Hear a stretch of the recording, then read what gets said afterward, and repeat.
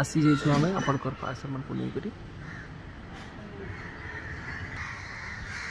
बेले मुई आसी जाइछु एटा हमर संबलपुर रेलवे मेल सर्विस जेनटा कि राति 8 बजे तक भी खुला थी आ इनु मुई आपनकर पार्सल देबी आसे देखना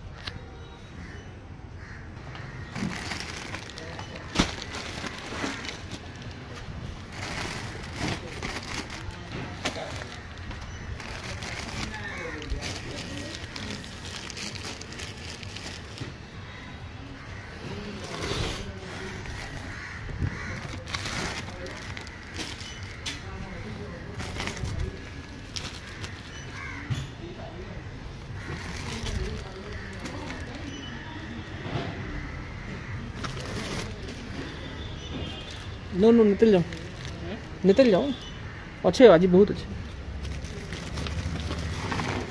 इन जगह ना हुए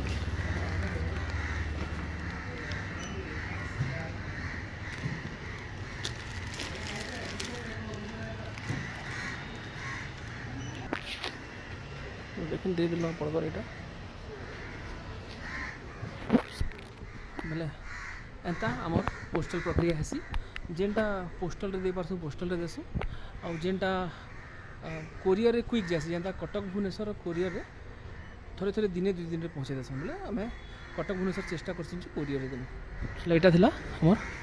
प्रक्रिया केनता लागला समस्त गोटे कमेंट कर देबे और संस्कृति हैंडलूम